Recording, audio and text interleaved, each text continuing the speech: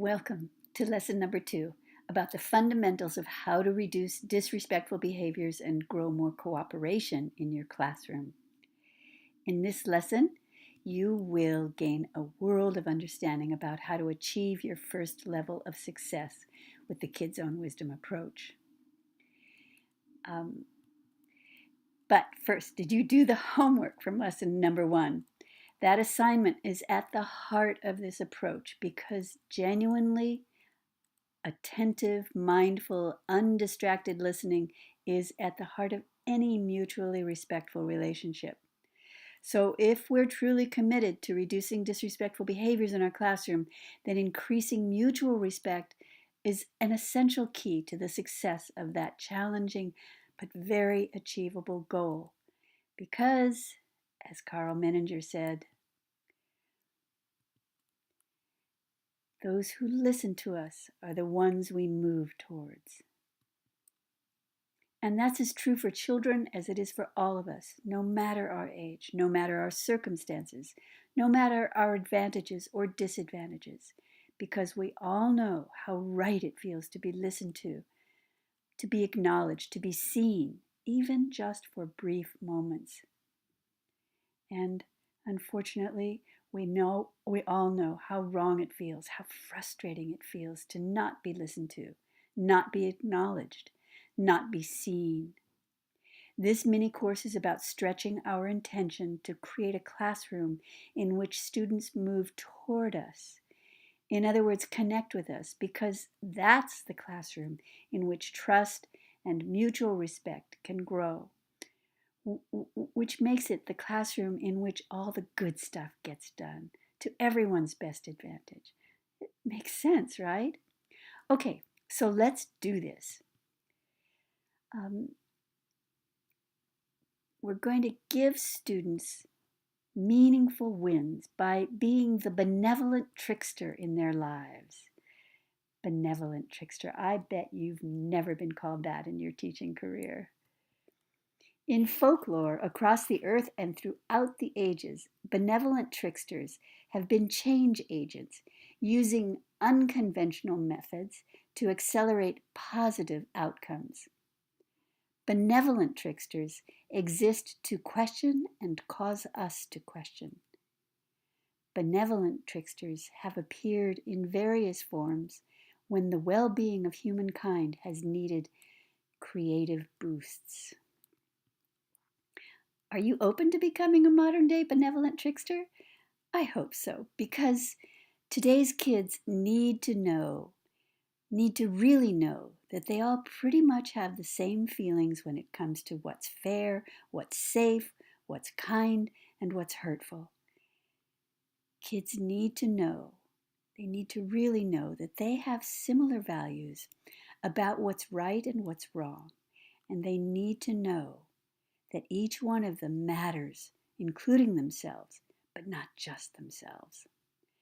That's why I hope you'll consider becoming a benevolent trickster so you can make best use of the fact that kids pay more attention sometimes to each other than they do to most of the adults in their lives.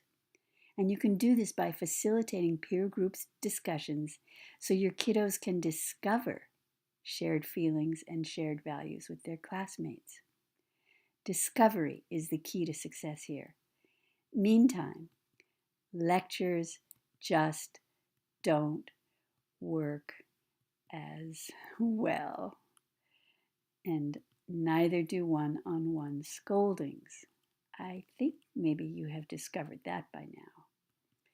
So when we benevolently trick all the kids in our class with consistent opportunities to discover, emphasis on discovery rather than being told, how much they share values, understanding, and feelings about things that matter to all of them, they'll gain a healthy confidence that they're not alone in their feelings and perceptions.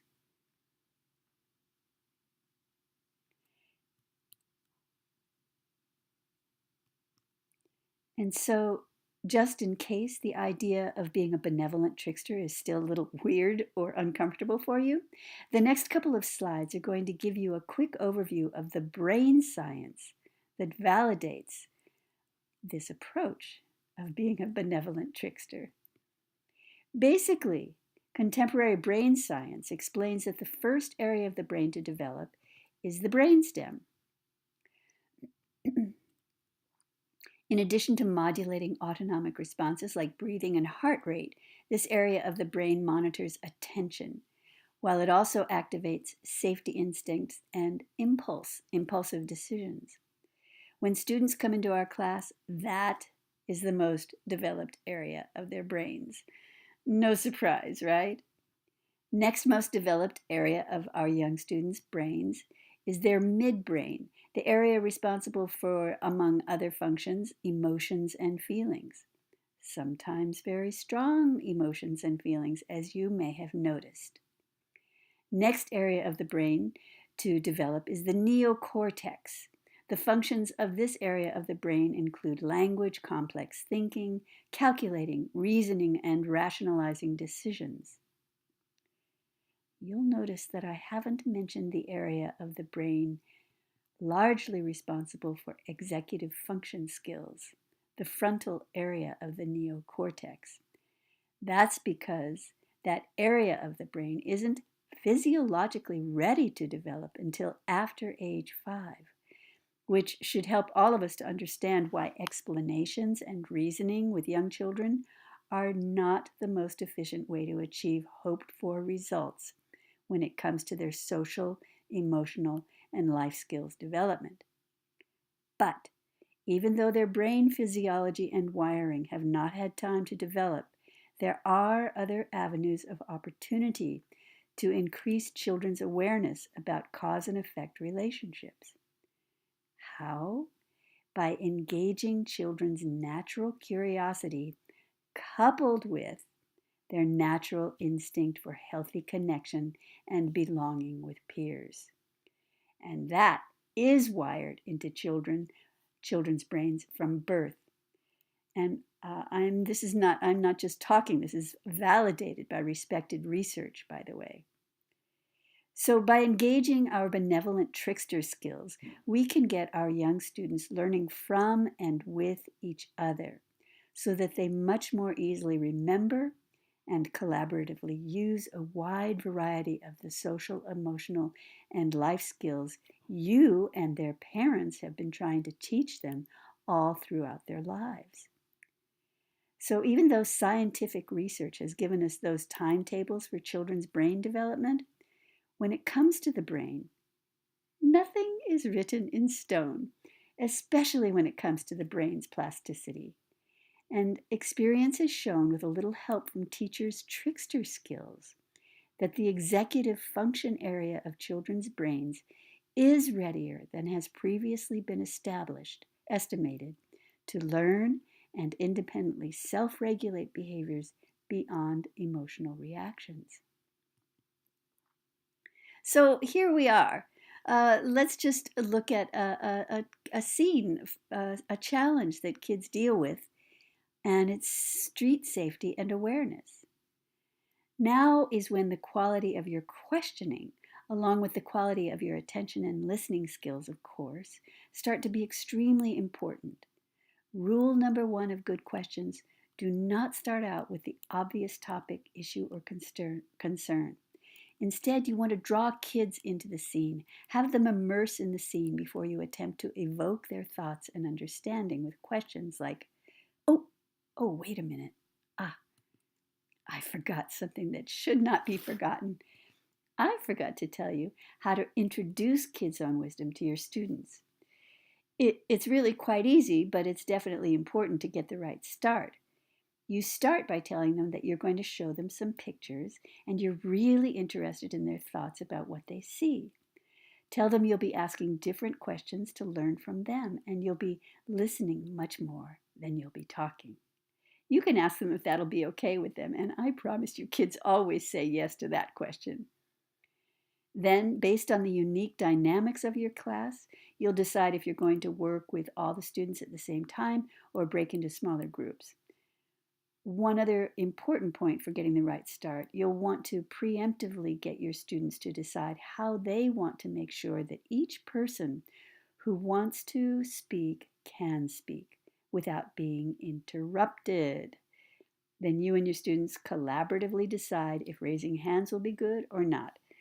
Basically, you want to think ahead what could go wrong and have a discussion about that with your students and let them decide preemptively what the solutions could be to possible problems. Have you ever had these kinds of group collaborations with your young students? If this is your first time, I hope you'll enjoy the experience, trusting that when students decide these things together, they're much more likely to remember their own rules. And the thing is, even if they don't remember their own rules in the heat of the moment, they'll be much more open to being reminded about them by you. Okay, so now you know how to introduce Kids Own Wisdom to your young students. And we can move forward. So now back to rule number 1 of good questions for Kids Own Wisdom peer group discussions. Do not start out with the obvious topic, issue, or concern. Instead, you want to draw the kids into the scene. Have them immerse in the scene before you attempt to evoke their thoughts and understanding, because that way they're much more likely to be drawing upon their own personal experiences and feelings and imagination. You can start with questions like, how old do you think this kid is? What do you see that makes you think that? Do you think there's anyone with her that you can't see in this picture? Maybe someone that she's playing with or a grown-up that she was walking with? Tell us more what you think about who she might be also with that you can't see in this picture. If you had to guess, where do you think she's been playing with that ball? At school, at home, someplace else? Why is that your answer? What do you suppose the person who's driving that car thinks about what that kid is doing? Raise your hand if you'd like to know how cars work, how they turn, how they go faster, how they stop. And then you can show visuals of steering wheels, gas pedal, and brake for the following explanations. This is called the steering wheel, and it's how drivers make their cars go in different directions. Or you can take your students out to look at the inside of your car. Or you can say to your students, the next time you get into a car, if you think it's interesting, you can ask whoever is driving to show you what makes the car go, what makes the car stop, and how they tell the car which direction it should go. In other words, you have lots of options for expanding kids' awareness about cars, and expanding kids' awareness in many different ways is how to help them be more mindful around cars without lecturing them. You can also tell your young students that all over the world, people are required to take tests to be allowed to drive cars. Then, very importantly, after telling them that, ask them why they think people are required to take tests before they're allowed to drive. And please do get ready for some very creative answers from your kiddos.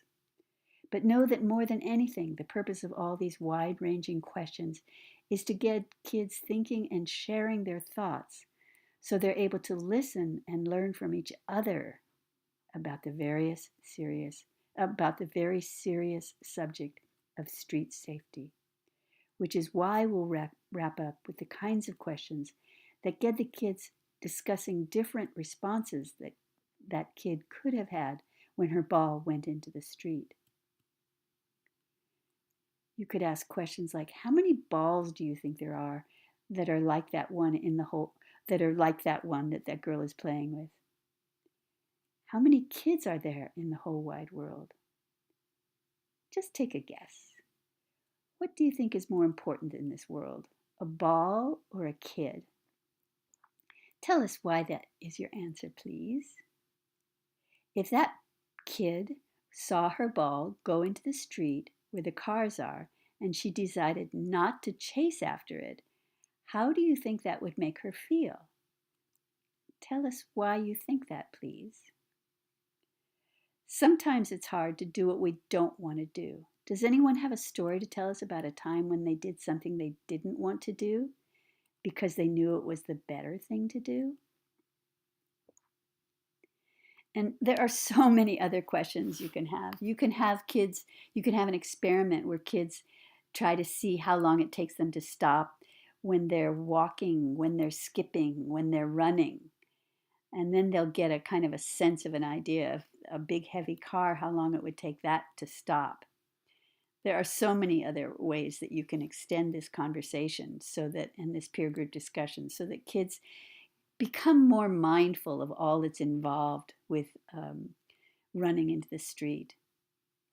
Here's another option for you that you might very much appreciate is getting parents of your young students involved with these lessons. And there's a fun way to do that, and it pretty much works for everyone's happiness and success. So check out the Kids Own Wisdom take-home homework. These are the kinds of questions that the kid can bring home on a piece of paper from you and tell the child can tell his or her parent to ask the questions so that the child can teach the parent what he or she learned in school in the peer group discussion. Everybody has been shown to really love and appreciate that. So this is what it can look like sometimes, just with the questions there and a picture of the scenario that was discussed in the class. So now your homework is email to me at ask@kidsownwisdom.com to receive the Cow Session resources that coincide with this lesson. Then you'll want to practice with a group of your own young students or with other teachers. Then share your thoughts in the Facebook group at facebook.com/kidsownwisdom. And then you will be ready for lesson 3. All right, I cannot wait to hear about your experiences. I really hope you'll share them. All right, until next week, when we get to have kids constructively collaborating around some real social, emotional, and behavioral challenges. Until then.